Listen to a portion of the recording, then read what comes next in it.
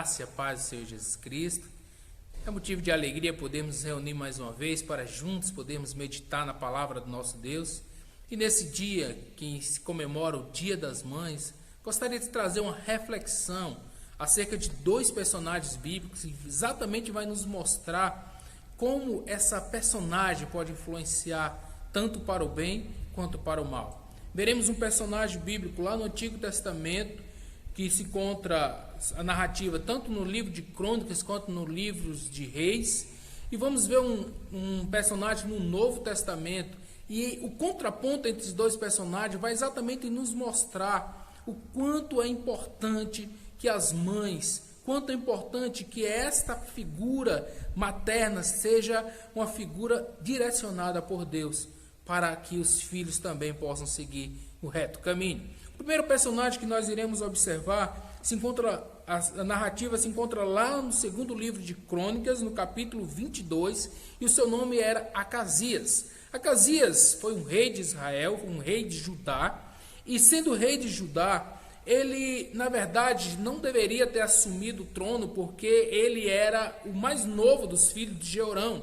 Mas conta-nos que os invasores de Judá mataram todos os seus irmãos mais velhos, e então ele acabou assumindo o reinado no seu lugar. E é interessante, nos conta aqui no versículo 2, que Acasias ele tinha 22 anos de idade quando começou a reinar, e reinou apenas por um ano.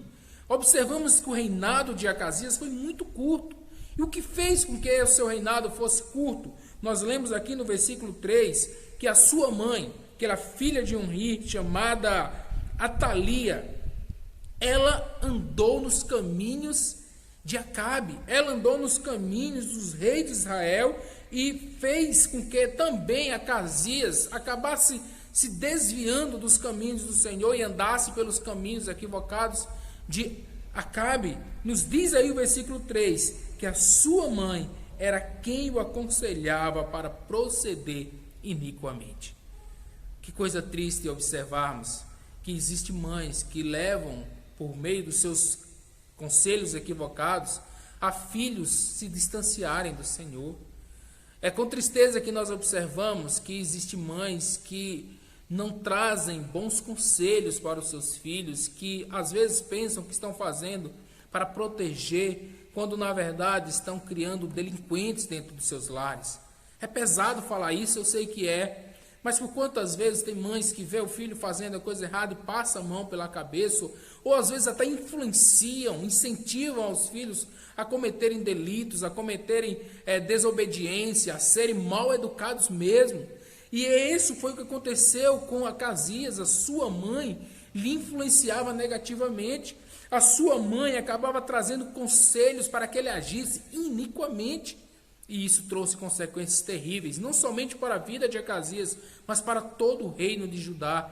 Toda a nação de Israel foi terrivelmente influenciada e sofreu consequências terríveis, porque se desviou dos caminhos do Senhor. E essa influência, ela perdura por mais do que uma geração, porque nos conta que Atalia, ela era descendente de Jezabel, outra personagem que vai exatamente mostrar o clímax da situação de distanciamento do povo para com Deus. Jezabel é sinônimo de prostituição, Jezabel é sinônimo de distanciamento, de idolatria, de pessoas vivendo totalmente alheia à vontade do Senhor. Tanto é que lá no livro de 2 Reis, no capítulo 9, nós vemos quando Deus levanta um personagem chamado Jeú para trazer justiça à casa de Acabe, para trazer justiça, inclusive, contra Jezabel. E aí o seu filho, chamado Jorão, que inclusive estava fazendo um acordo com Acasias. Acasias saiu de Judá e foi até Israel, até Samaria, para ali fazer um acordo com Jorão. E nesse interim, conta que Jeú ele veio ao encontro desses dois reis, e os dois reis, indo até o encontro de Jeú, perguntam: a paz? Então Jeú responde, versículo 22, como pode haver paz se perduram a prostituição da tua mãe Jezabel e as suas muitas feitiçarias? Como pode haver paz na nação que Deus separou para ser santa, se tem sido conduzida por uma mulher tão iníqua, se tem sido conduzida por uma mulher prostituta, se tem sido conduzida por uma mulher feiticeira, por uma mulher que não quer saber de andar nos caminhos do Senhor, que pelo contrário persegue os profetas do Senhor, mas Deus levantou justiça contra essa casa, porque Deus é o Deus que está zelando pelo seu povo. E assim nós observamos esse primeiro exemplo terrível. Uma mãe, Atalia, uma avó, Jezabel, que influenciaram um personagem que tinha tudo para ser um grande personagem bíblico, Acasias. Ele foi chamado para ser um rei de Judá, descendente de Davi, mas ele acabou indo por caminhos tortuosos. Mas nós vemos um segundo personagem, e esse segundo personagem, lá no Novo Testamento, ele traz exatamente um contraponto de uma boa influência da sua mãe, de uma boa influência da sua avó. Eu estou falando de Timóteo. Quando Paulo escreve a sua segunda carta a Timóteo, a partir do versículo 13, ele nos diz o seguinte: dou graças a Deus, a quem desde meus antepassados sirvo com consciência pura, porque sem cessar lembro de ti, Timóteo, nas minhas orações, noite e dia. Lembrando das tuas lágrimas, estou ansioso por ver-te, para que eu transborde de alegria, pela recordação que guarda da tua fé sem fingimento. E essa fé sem fingimento ele aprendeu, a mesma que primeiramente habitou em tua avó Lóide e em tua mãe Eunice, e estou certo que também em ti. Aleluias! Porque Deus também faz com que gerações possam perpetuar as bênçãos que vêm da parte dele, a perpetuar as boas influências que ele mesmo tem trazido ao seu povo. Observem, meus irmãos, que Paulo ele traz essa palavra de alegria por estar se comunicando com seu discípulo Timóteo, e exatamente ele está falando que ele se alegra por saber que Timóteo tem uma fé sem fingimento. Ele se alegra por saber que Timóteo ele foi bem instruído desde a sua meninice, desde a sua mais tenra idade. Ele tem ouvido falar das Sãs Escrituras, ele tem ouvido a sua avó, ele tem ouvido a sua mãe, ele tem reconhecido na prática de vida dessas duas personagens, dessas duas influenciadoras, algo que marcou a sua vida para toda a existência, e isso fez que ele fosse realmente um homem voltado para Deus. E aqui agora nós queremos trazer essa aplicação para a nossa vida. Eu não sei como tem sido a sua vida, eu não sei como você tem se portado diante dos seus filhos.